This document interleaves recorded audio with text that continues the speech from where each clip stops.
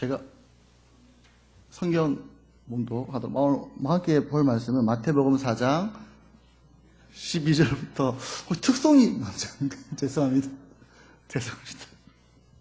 네, 오늘 마태복음 4장 12절부터 17절 말씀 같이 한번 보도록 하겠습니다. 죄송합니다.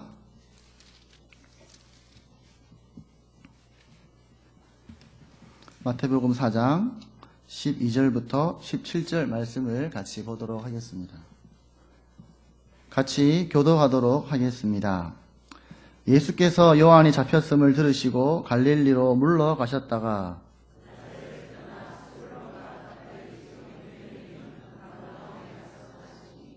이는 선지자 이사야를 통하여 하신 말씀을 이루려 하심이라 일렀으되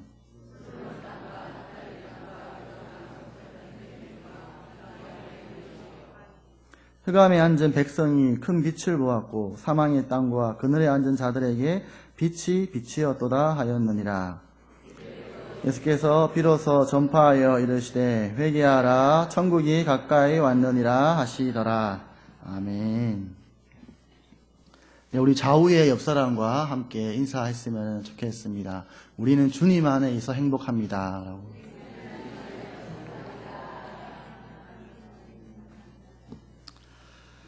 네, 여러분 천국이 있습니까? 아멘. 다 있습니다. 천국은 있습니다. 여기에 계신 모든 분들이 그 천국을 소망하고 계신 줄로 믿습니다. 그렇다면 천국은 죽어서만 갈 수 있습니까? 예.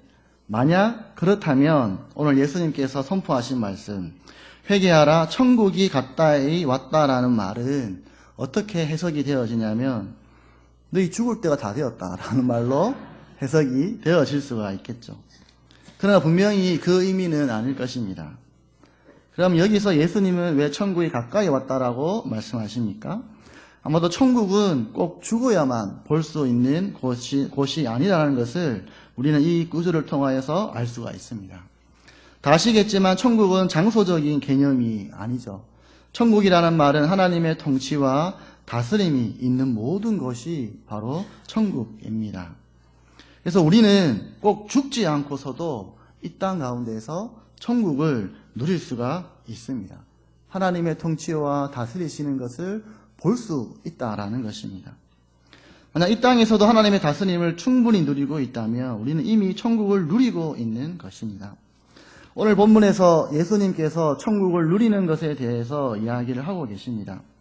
사역의 첫 시작을 회개하여 천국을 누리라라고 선포를 하고 계시죠. 이것은 예수님이 사역하셨던 핵심 메시지였습니다. 예수님의 메시지를 들여다보면 우리가 죽어서 가는 천국에 대한 이야기보다 이 땅에서 천국을 누리는 것에 대하여서 훨씬 더 많이 말씀하고 계십니다. 만약 우리들에게 죽어서 가는 하늘나라, 소위 말하는 극락을 그것에 대한 개념이 우리가 가지고 있지 않고 그러한 전제 없이 예수님의 사복음서를 우리가 읽게 되어지면 우리는 이 천국을 죽음과 연관시키기보다 이 땅 가운데에서 어떻게 살아야 하는지로 더 많이 해석이 되어진다라는 것입니다. 우리들에게 죽어서 가는 천국이라는 개념이 너무나 강하게 박혀있기 때문에 사복음서를 아무리 읽어도 그 세계관에서 벗어나기가 참 힘들다라는 것이죠. 그러나 예수님은 이 땅에서의 천국에 대하여서 정말 80% 정도, 그리고 죽어서 가는 천국에 대하여서는 20% 정도의 비율로 그만큼 이 땅에서의 천국에 대하여서 많이 말씀하셨습니다. 우리는 천국을 어떻게 하면 누릴 수가 있습니까? 당연히 그것은 하나님의 통치와 다스림을 받아들이면 됩니다. 저는 사실 지난 학기 동안 전도 폭발을 보면서 천국을 너무나 많이 누렸습니다. 제가 이렇게 이야기하면 그렇게 행복했었나? 물으실 수도 있고 그렇게 좋았나? 좋은가? 라고 생각하실 것 같다는 생각이 듭니다. 물론 그렇기도 하고요. 근데 여기서 말하는 제가 천국을 누렸다라는 것은 단순히 좋고 행복하고의 문제가 아니더라라는 것입니다. 하나님께서 다스리고 통치하시는 그 손길이 우리들 눈에 보였고 또 이 역사하시는 것들이 느껴졌기 때문에 내가 무언가를 얻어서 얻는 기쁨, 내가 안에 무언가가 채워져서 만족되어지는 기쁨이 아니라 그분이 다스리시는 그 손길을 봄으로 오는 조금 색다른 기쁨과 감사함이었다라는 것입니다. 우리가 어떻게 하면 그 천국을 누릴 수 있는지 오늘 본문을 보면 잠시 그 힌트를 얻었으면 좋겠습니다. 오늘 본문에 예수님께서 사역을 시작하시는데 예수님의 처음 고향은 어디시냐면 13절에서 볼 수 있는 것처럼 나사렛이라는 동네였습니다. 근데 예수님께서 그분은 거기서 떠났다라고 13절에서 이야기를 하고 있죠. 왜 고향을 떠나셔서 갈릴리에 있는 가버나움으로 가셔서 사역을 하셨을까를 생각을 해보면 우선은 고향에서 예수님께서 이 복음 사역을 시작하는 것이 쉽지 않았을 것이다라는 것을 생각해 볼 수 있습니다. 이것은 예수님이 자기 고향에서 복음을 전하시다가 배척을 받았던 사건이 아주 잘 설명을 해주죠. 마가복음 6장 4절에서 6절에서 보시면 이렇게 기록이 되어져 있습니다. 예수께서 이르시되 선지자가 자기 고향과 친척과 자기 집 외에는 존경을 받지 못함이 없느니라 하시며 거기서는 아무 권능도 행하실 수 없어 다만 소수의 병자에게 안수하여 고치실 뿐이었고 그들이 믿지 않음을 이상히 여기셨더라.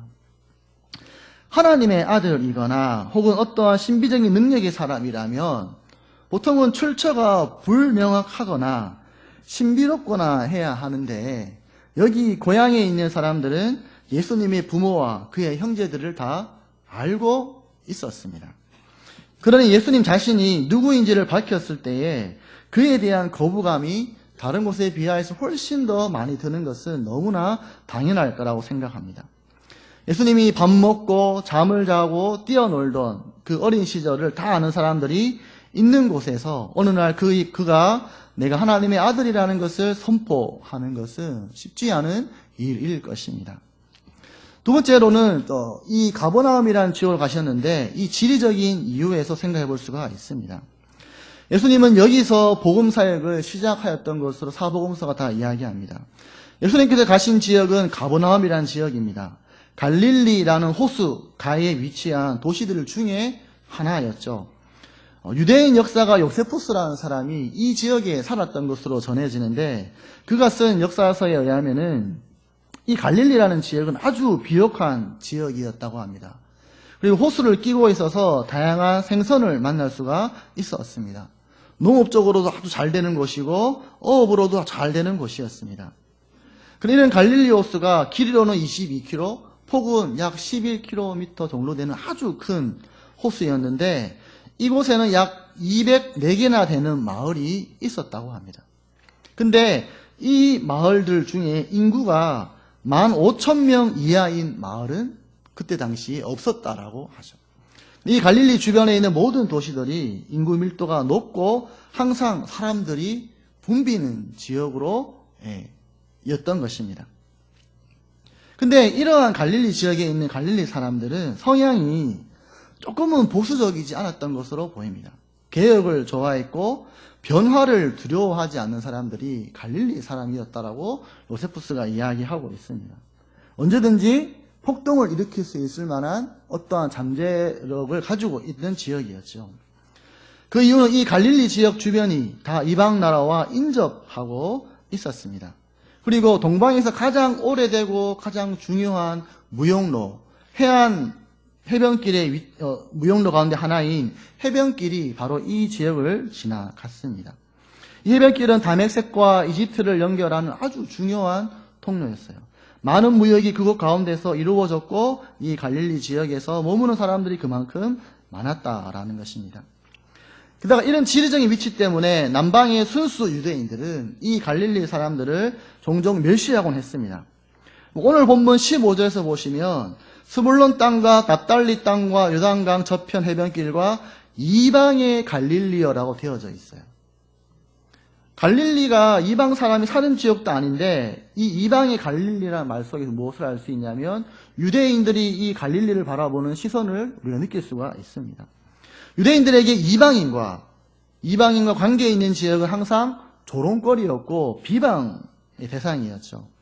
갈릴리 지역은 실제 이방인과는 관련이 없었음에도 불구하고 이런 지리적인 위치 때문에 늘 남방에 있는 유대인으로부터 무시를 당하는 곳이었습니다. 이 지역은 하나님이 가장 가시지 않을 것 같은 곳, 정통주의자들이 그분을, 하나님의 아들을 발견할 거라고는 생각할 수 없는 곳에서 예수님은 사역을 시작하신 것입니다. 사실 이것이 하나님의 특징이시죠. 마땅히 있을 것 같은 곳에 계시지 않고 그렇지 않은 곳에서 역사의 시작을 일으키시는 분이 바로 하나님이셨습니다. 예수님께서 시골 나사렛이라는 동네에 태어난 것도 그렇고 세례 요한을 통하여 광야에서 하나님의 말씀이 시작한 것도 다 그런 이유였던 것입니다. 예수님은 이러한 지역에서 하나님의 말씀을 전파하기 시작하셨습니다. 전파했다라는 말은 가르치기 시작했다라는 말입니다. 비로소 전파했다는 말을 가르치기 시작했다는 것이고, 이 갈릴리 지역의 사역을 마태는 아주 중요하게 여겼던 것으로 보입니다. 그리고 그가 전한 핵심 메시지는 회개하라, 천국이 가까이 왔다라는 것이죠. 여러분, 회개하라는 말은 다 아시겠지만 가던 길을 돌아서라라는 것입니다. 예수님께서 이 땅의 모든 백성들에게 가던 길을 멈추고 돌아서라라고 말씀하고 계십니다. 이스라엘 백성 전체가 어떤 길로 가고 있습니다. 수백만 명의 사람들이 한 방향으로 걸어가고 있는데 예수님은 뒤에서 거기에다 대고 돌아서라라고 지금 이스라엘 백성들에게 말씀하고 계신 것이죠. 여러분, 이게 얼마나 과감하고 또 위험한 말씀이신지 몸으로 느껴지시는지 모르겠습니다. 정말 이것은 엄청난 메시지였습니다. 너희들이 살았던 모든 사람들 다 틀렸어라고 지금 이야기하고 있습니다. 실제적으로 어디로부터 돌아서라고 말하는 것입니까? 모든 것으로부터 돌아서라는 것입니다. 네가 하고 있는 것 중에 이것은 괜찮고 요런 것은 안 돼. 요 부분만 돌아서면 돼 라고 말하지 않고 너의 삶 전체가 틀렸어. 나에게 돌아오라라고 이야기를 하고 계신 것입니다. 사실 아주 무서운 말이죠. 우리의 인생을 부정해버리는 말이기 때문입니다. 잘 먹고 잘 사는 것이 너무나 보편적인 것이 되어 있는 상황 가운데서 아무런 죄도 짓지 않고 사회나 가정에 어떤 문제도 일으키지 않는 사람에게 당신이 살아온 삶은 틀렸습니다라고 이야기하는 것은 무척이나 어려운 일이죠. 그러나 예수님의 핵심 메시지는 무엇이었냐면 틀렸다라는 것입니다. 만약 우리 삶에 괜찮은 구석이 한 구석이라도 있었다면 예수님은 이렇게 선포하시지 않았을 것이다라는 것입니다. 그러면 어디로 돌아서라고 이야기하고 있습니까? 바로 하나님께로 돌아서라라고 이야기를 하고 있습니다. 이 어디로라는 것을 알기 위해서는 뒤에 있는 천국이라는 단어에서 우리가 어디로 돌아서라는 말인지를 알 수가 있죠. 즉 천국으로 돌아서라는 것이죠. 하나님이 다스리시는 곳으로, 하나님의 지배 안으로 들어오라고 말씀하고 계십니다. 지금까지 우리들이 가진 똑똑함과 철학을 근거로 우리가 세운 계획과 인생의 궤도에 따라 살아왔다면 이제는 그거 다 내려놓고 하나님이 우리를 인도하시는 방법과 처소로 돌아오라라는 것입니다. 그리고 그 천국이 가까이 오고 있음을 오늘 예수님께서는 말씀해 주고 있습니다. 사실 복음을 전하다가 보면 참 어려운 점이 어려울 때가 있는데 어떤 때가 어렵냐면 그분의 삶 가운데 별로 어려운 점이 없어 보이고 자기 나름의 철학과 생각을 가지고 충실하게 자기의 삶을 살아온 사람에게 복음을 이야기할 때 참 많이 어렵습니다. 이런 사람들은 별로 회개할 것이 없어 보이기도 하다라는 것입니다. 도덕적으로 문제가 없는 사람에게 당신의 삶이 틀렸습니다라고 말하는 것이 쉽지 않죠. 게다가 그 사람이 사회적인 지위를 가지고 있다면 이렇게 복음을 전하는 것이 참 너무나 어렵습니다. 우리는 그냥 조금 비껴서 이야기합니다. 하나님은 당신을 사랑하십니다. 그러나 그것이 핵심은 아니죠. 우리는 회개해야 되는 것이 핵심입니다. 성경이 맞다면 우리는 회개하라고 선포해야 합니다. 예수님 없이 자신의 인생을 살아왔던 사람들의 삶은 다 틀린 것이다라고 우리는 말할 수 있어야 됩니다. 그리고 그것이 인정이 될 때 진짜 예수님이 받아들여지는 것이죠. 16절에 보시면 흑암에 앉은 백성이 큰 빛을 보았고 사망의 땅과 그늘에 앉은 자들에게 빛이 빛이었도다 라고 이야기합니다. 이방의 갈릴리, 그리고 갈릴리가 바로 흑암에 놓인 상태였고 사망의 땅과 그늘이었다라는 것입니다. 사람이 많이 다니고 북적대고 많은 돈이 오가고 생각과 사고가 꽤나 열려 있었던 곳이 예수님의 눈에는 흑암이었고 사망의 그늘이었다라는 것이죠. 여러분, 예수님을 믿지 않으면 흑암에 있었다라는 것을 여러분도 인정하십니까? 사망의 그늘 아래 있다라는 것을 여러분 인정하십니까? 예수님이 계시지 않는 곳은 죽음밖에 없습니다. 예수님을 믿지 않으면 우리 눈에 아무리 잘 살게 보여도 그곳은 흑암인 것입니다. 그곳에는 안식도 없고 쉼도 없습니다. 이 세상 그 어느 것도 예수님과 같은 안식을 줄 수 있는 분은 없다라는 것입니다. 우리가 이번 주 목요일에 묵상했던 시편 108편에 보면 이런 구절이 있습니다. 우리를 도와 대적을 치게 하소서. 사람의 구원은 헛됨이니이다. 우리가 하나님을 의지하고 용감히 행하리니 그는 우리의 대적들을 밟으실 자이심이로다. 예, 사람의 구원은 헛되다라는 거예요. 조금 더 치환해서 이야기한 이 세상에 있는 모든 어떠한 것들은 다 우리를 구원할 수 없는 헛된 것들이다라는 것입니다. 잠시의 안식은 줄 수 있지만 우리를 궁극적으로 구원해 줄 수 있는 것이 아니다라는 것입니다. 우리의 구원은 오직 예수 그리스도 하나님 한 분에서만 나온다라는 것이죠. 지금 전쟁을 치러야 하는 위기 가운데 있는 다윗이 하나님을 간절히 의지하며 하는 말이 뭐냐면 자기 앞에 있는 많은 군대와 기병들이 아니라 이것은 다 헛됩니다라고 이야기합니다. 그리고 오직 하나님만이 우리를 구원해 줄 수 있다라고 이야기를 하고 있습니다. 사람을 의지하면, 세상을 의지하면 우리는 결국 죽음만을 경험할 수밖에 없습니다. 이것이 성경이 우리들에게 이야기하는 것입니다. 아무리 지금 잘 살고 있을지라도 결국에는 죽음이라는 것입니다. 그래서 우리는 우리의 가던 길을 멈추고 돌아서서 하나님이 다스리시는 천국으로 돌아가야 합니다. 그 천국이 예수님께서는 우리들에게 가까이 왔다라고 선포하고 계십니다. 천국은 우리가 가는 곳이기도 하지만 천국은 우리에게 다가왔습니다. 예수님은 천국이 가까이 왔다라고 이야기하며 그 근접성에 대해서 말씀하고 계십니다.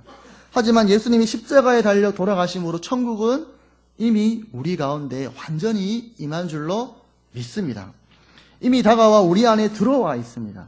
예수님께서 십자가에 달려 돌아가심으로 말미암아 우리의 구원은 완성이 되어졌습니다. 우리가 구원을 얻기 위해서 할 수 있는 일은 단 하나도 없습니다.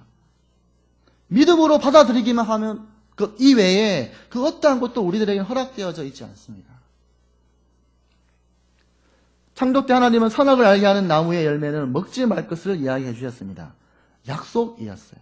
하나님의 통치의 상징이었습니다. 왜냐하면 그것을 먹으면 죽기 때문입니다. 이 선악을 알게 하는 나무는 하나님과 우리의 관계를 보여주는 나무죠. 하나님은 우리와 이 세상을 다 창조하셨습니다. 우리는 그분에 의해서 창조된 사람들이고 하나님은 우리를 창조하신 분이십니다. 그것이 하나님과 우리와의 관계입니다. 피조물은 창조물의 통치와 다스림을 받을 수밖에 없는데 그것을 단적으로 잘 드러내 보여주는 것이 바로 선악을 알게 하는 나무였던 것이죠. 아담과 하와와 그들의 다스리는 모든 피조세계는 이 선악을 알게 하는 나무를 보면서 우리가 누구인지를 알았고 하나님이 어떠한 분인지를 알았으며 그 하나님과 우리의 관계가 너무나 밀착되어진 아주 사랑스러운 관계라는 것을 그 선악을 알게 하는 나무를 보면서 알았던 것입니다. 선악을 알게 하는 나무만 보아도 아담과 하와는 행복했고 좋았습니다. 그때까지만 해도 자기가 피조물로 있는 것이 너무 행복하고 좋았던 거예요. 자기를 지키시는 하나님, 보호하시는 하나님, 먹이시는 하나님. 마치 우리가 갓 결혼하고 우리 손에 끼워진 반지를 볼 때 너무나 행복하고 좋았던 것처럼 선악과는 그러한 것이었습니다. 사람이 선악과를 따먹었죠. 하나님과 우리와의 관계의 상징이 선악을 알게 하는 나무를 먹음으로 인간은 더 이상 하나님의 통치와 다스림을 거부하게 되었습니다. 하나님은 다시 우리를 다스리기를 원하셨습니다. 은혜입니다. 그 몸부림과 애씀은 역사적으로 계속 되어져 왔습니다. 그런 하나님은 예수님을 이 땅에 보내셔서 이 예수님을 영접하는 자가 나의 다스림을 받게 될 것이다 라는 약속을 지금 해주신 것입니다. 선악을 알게 하는 나무로 약속을 하셨던 것처럼 예수님으로 우리의 구원을 약속해 주신 것이죠. 이 세상에 천국으로 들어가는 다른 길은 존재하지 않습니다. 오직 예수님만을 통해서만 우리가 천국에 이룰 수가 있고 그분의 통치와 다스림을 받을 수가 있습니다. 우리는 예수님 없이 그분의 통치와 다스림을 받을 수가 없습니다. 예수님을 인정하지 않고 보편적으로 하는 선과 의를 행한다고 해서 우리가 천국에 있는 것이 아니다라는 거예요. 그것을 행하기 이전에 우리는 반드시 예수 그리스도를 믿음으로 하나님께로 갈 수 있는 자여야 한다라는 것입니다. 믿는 분들 중에 착한 일을 많이 하고 죄짓지 않고 살아왔다면 천국에 갈 수 있다고 생각하시는 분들이 종종 있습니다. 그런 분들에게 오늘 강구했던 복음 전달팀이 필요합니다. 혹시 주변에 그런 분들이 있다면 꼭 복음 전달팀을 찾아주시면 감사하겠습니다. 우리는 오직 예수님을 믿어야만 하나님의 다스림을 경험할 수 있고 천국을 누릴 수 있습니다. 그럼 전도폭발은 이 예수님을 전하는 팀입니다. 예수님을 전한다는 의미는 당신은 지금 어두운 가운데 있습니다. 사망의 그늘 아래 있습니다. 라는 의미이죠. 우리는 예수님이 그러했던 것처럼 사람들에게 회개할 것과 하나님의 통치와 다스림을 받을 것을 전하는 팀입니다. 또 한편 우리 전도폭발팀은 하나님의 통치와 다스림을 충분히 누리는 팀이었습니다. 자, 금요기도회 때도 한번 짧게 이야기를 한 적이 있었는데 하루는 길을 가다가 우연찮게 세 분의 사람을 지나치게 되어졌습니다. 첫 번째 사람이 둘이 이야기를 하다가 지난번에 펀딩했던 거 어떻게 되었는지를 묻는 대화였어요. 그 다음에는 어디에 집을 샀는데 그것이 어떻게 되어졌냐에 대한 이야기였습니다. 마지막 하나도 돈에 대한 이야기였어요. 물론 모든 것이 그렇지는 않겠지만 제가 그때 드는 생각이 무엇이었냐면 이 세상의 모든 사람들은 돈을 목적으로 돈을 취하기 위해 살아가는구나 라는 생각이 들었습니다. 근데 그러다가 제가 전도폭발팀을 보게 되어지면서 여기에 계시는 많은 분들이 다른 이유로 움직이는 것을 볼 수가 있었다는 것입니다. 돈을 벌기 위해 차를 타고 돈을 벌기 위해 버스를 타고 지하철을 타는 사람들과는 또 다르게 친구에게 복음을 전하기 위해 구미를 오고 가는 분이 계셨습니다. 여러분 그것이 당연한 것 같고 아주 이상한 장면인 것을 아십니까? 대부분의 사람들은 돈과 자기의 가족과 자기를 위하여서 움직입니다. 그런데 이 전도폭발팀에 있는 이 훈련생들이 돈이 아닌 자기 가족이 아닌 누군가에게 복음을 전하기 위하여서 먼 거리를 왔다 갔다 한다라는 것이죠. 구미에 가서 50이 넘은 중년의 남성 두 분이 술잔을 기울이지 않고 커피를 마시며 다른 친구에게 예수님을 제대로 믿는 것이 맞냐라고 물어보는 장면을 한번 생각을 해보십시오. 50이 넘은 중년의 남자가 커피숍에서 복음에 대해서 이야기하는 것. 그게 너무 이상하지 않은 장면입니까? 저는 그렇지 않더라고. 너무나 낯선 장면이었던 것 같습니다. 결국에는 이분에게 복음을 전하기 위하여서 3명의 중년이 함께 구미로 가서 그분을 앉혀놓고 그분에게 복음을 전하는 참 너무나 신기하고 놀라운 일을 보게 되어졌습니다. 등산 가는 것도 아닙니다. 취미를 누리기 위한 것도 아닙니다. 좋은 땅에 있어서 보러 가는 것도 아닙니다. 오직 한 사람에게 복음을 전하기 위하여서 구미로 이동하는 장면을 3명의 중년이 열심히 일을 해야 하는 중년이 가정을 책임져야 하는 중년이 그 복음을 들고 가는 장면을 한번 생각을 해보십시오. 사실은 이거는 너무나 은혜로운 장면이고 진짜 하나님께서 이 폭발팀 가운데에 함께하고 있다라는 너무나 명확한 장면이라는 생각이 듭니다. 저는 그 이야기를 들으면서 여기 진짜 하나님의 통치와 다스림을 받으시는 분들이 계시구나라는 것을 알았습니다. 저에게 무언가 채워진 것도 아니고 저에게 무언가 주어진 것도 아니지만 하나님이 다스리셔서 하나님의 통치로 말미암아 그분들이 하나님의 말씀에 따라 복음을 전하러 움직이는 그 발걸음이 하나님의 통치를 받고 있는 것으로 제 눈에는 보이더라는 것입니다. 그것이 너무나 감사하고 멋지게 보였습니다. 아니요, 우리는 이렇게 하나님의 통치를 받을 때에 열매를 거두게도 해 주셨습니다. 우리가 선스포츠에서 복음을 전할 때, 복음을 전하는 장소가 많은 사람들이 오고 가는 지역이었는데, 우리가 전도폭발팀 외에 이미 졸업했던 분들에게 중보기도 요청을 하고, 복음을 잘 전할 수 있도록 기도 요청을 했는데, 그렇게 많은 사람들이 지나가는 그 자리에 복음을 전하는 약 30분이 넘는 시간 동안 단 한 사람도 거기에 들어오지 않고 온전히 복음을 전할 수 있는 은혜가 있었다라는 것입니다. 또 한 분은 요 앞을 지나가던 분이셨는데, 우리가 금요전도대에서 이제 그분을, 지나가시는 분을 붙잡고 몇 번 만나고 커피도 전해주고 했던 그분이 힘든 일이 생기셔서 교회를 오게 되셨고, 그분에게 또한 복음을 전할 수 있는 기회가 생겼습니다. 그리고 그분이 복음을 듣고 너무 좋고 좋아서 그때 막 휴가를 나온 아들에게도, 자기 아들에게도 복음을 전해달라라는 메시지를 주셨어요. 그 아들에게 복음을 전하기도 했습니다. 한꺼번에 어머니와 아들이 복음을 듣고 예수님을 믿게 되어졌고, 그때 그 순간 기도 제목을 물었을 때에 지금 이 순간 너무 감사합니다라는 고백을 아들로부터 들었다라는 것입니다. 그분이 지난주에 저희 예배에 오셨어요. 두 분이. 여러분, 이와 같은 일들이 전도폭발을 통하여서 하나님의 은혜로 우리들에게 너무나 많이 주어졌습니다. 정말 진짜 하나님께서 하셨다라는 것 말고는 사실은 참 할 수 있는 말이 별로 없는 것 같아요. 송영희 권사님 너무 수고하셨고, 또 모든 다 열심히 하셨고, 또 권사님은 또 저에게 목사님이 너무 잘 해주셔서 그렇다라고 이야기해 주셨지만, 저는 진짜 1%도 그렇게 느껴지지 않거든요. 진짜 하나님께서 너무나 많은 은혜, 우리가 그분의 말씀에 순종해서 나아갈 때에 너무나 많은 열매와 좋은 것들을 우리들에게 허락해 주셨어요. 그 모습을 보면서 와, 하나님이 진짜 지금 이곳 가운데에 움직이고 계시고 역사하고 계시구나라는 것을 알 수 있었다는 것입니다. 여러분, 말씀을 맺겠습니다. 여러분, 이미 천국에 들어와 계신 줄로 믿습니다.